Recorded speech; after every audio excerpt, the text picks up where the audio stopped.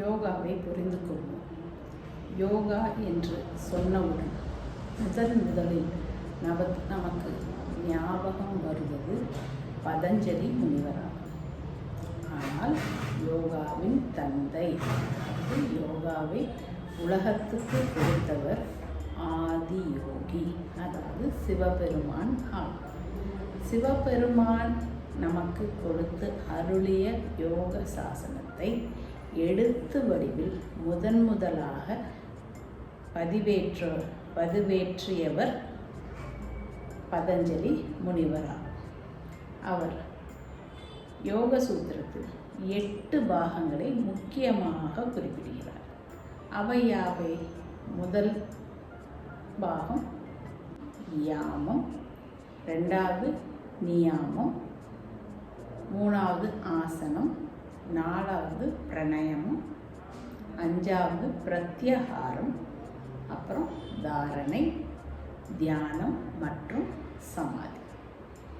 இந்த ஒரு பாகத்தையும் நம்ம என்னன்னு விரிவாக பார்க்கலாம்.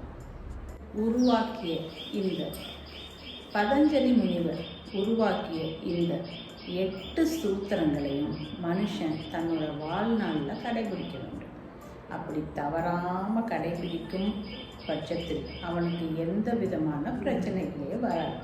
அப்படியே பிரச்சனை வந்தாலும் அவற்றிலிருந்து சீக்கிரம் மீண்டு சந்தோஷமான நிம்மதியான வாழ்க்கையை வாழலாம் என்பதே பதஞ்சலி முனிவருடைய கருத்து. இவர் நமக்கு சொல்லிட்டு போன இந்த 8 சூத்திரங்களையும் ஒரு மனிதனால் தன்னுடைய வாழ்நாளில் கடைபிடிக்க முடியுமா? இந்த கேள்விக்கு என்ன பதில் சொல்வது? வாழ்க்கை சூழ்நிலை உள்ளிட்ட பல்வேறு சூழல் காரணிகளால் எல்லா மனிதர்களாலும் இந்த 8 சூத்திரங்களையும் முழுமையாக கடைபிடிக்க முடியாது. ஆனால் ஒரு சிலரால் இது முடிந்திருக்கிறது. இன்றைய காலகட்டத்தில் இது சாத்தியமே என்பதை சிலர் உணர்த்தி இருக்கிறார்கள். அதே நேரத்தில் இந்த 8 சூத்திரங்களையும் முழுமையாக கடைபிடிக்க முடியாவிட்டாலும் பரவாயில்ல, சூத்திரங்களை பல்வேறு நிலைகளை அட்லீஸ்ட் தொட்டு பார்க்க நம்ம முயற்சிக்கணும். பதஞ்சலி முனிவர் சொன்ன இந்த 8 சூத்திரங்களையும் தொட்டு பார்த்தாலே போதும், அதுவே ஒரு மனிதனுக்கு தேவையான அனைத்தும் கிடைக்க வழிகாட்டும் என்பதுதான் இன்றைய யோகா ஆசிரியர்களின் உறுதியான கருத்து. முதல்ல மனுஷன் மனது வைக்க வேண்டும். மனம் இருந்தால் மார்க்கம் உண்டு என்று பெரியவர்கள் சொல்லியிருக்கிறார்கள். இவ்வளவு பெரிய உலகத்தில் நிச்சயமாக சாதிக்கணும் அப்படின்ற நிலைமை இருந்தால் உலகில் வாழும் அனைத்து ஜீவராசிகளில் மனிதன் மட்டுமே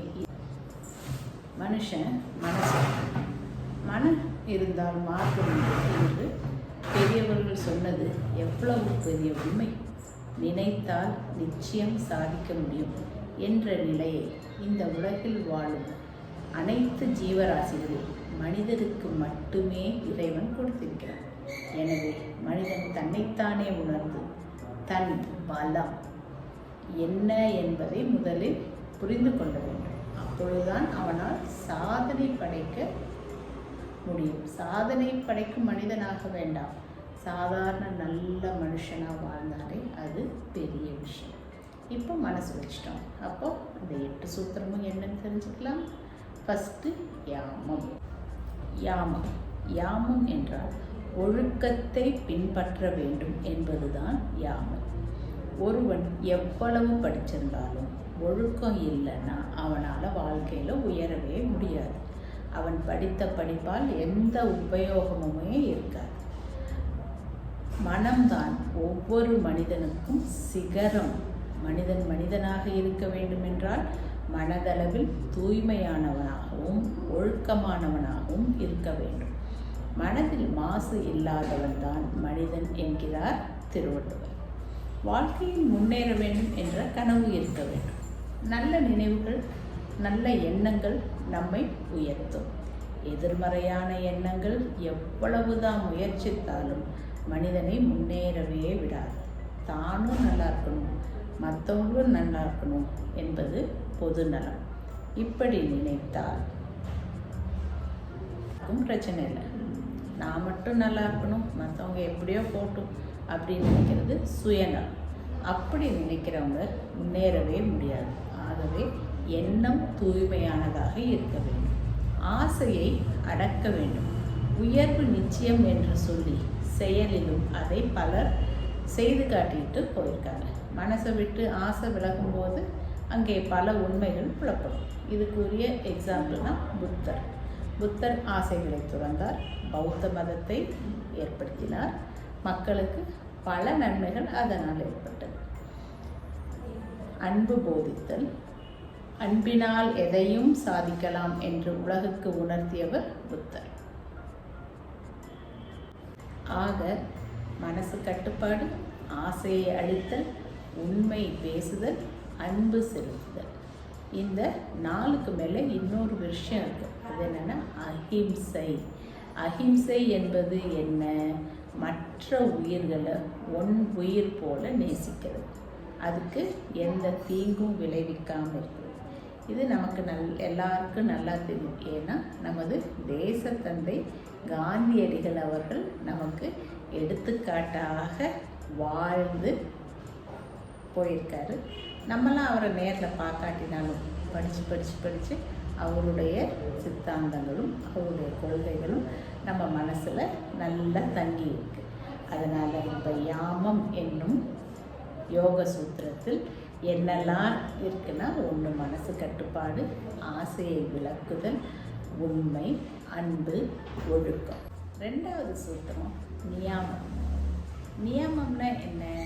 நம்ம எப்படி ஒழுக்கமாக இருக்கணும், அந்த ஒழுக்கத்தின் மூலம் மனதை எப்படி அலைப்பாய விடாமல் கட்டுப்படுத்துவது, தூய்மையான எண்ணங்களை மனதில் ஏற்படுத்துவது, மனதை எப்படி செழுமைப்படுத்திக் கொள்வது போன்ற நல்ல பழக்க வழக்கங்களை கடைபிடிப்பது தான் நியமம். மனம் தூய்மையாக இருந்தால் எல்லாம் தூய்மையாக இருக்கும். சுத்தம் சுகம் தரும் என்று பெரியவர்கள் சொன்னதில் ஆச்சரியமில்லை. மனம் சந்தோஷமாகவும் தெளிவாகவும் இருந்தால் எல்லா விஷயங்களும் எல்லா பிரச்சனைகளும் இல்லாமல் சுமூகமாக வாழ முடியும். மனம்தான் மனிதனின் கண்ணாடி.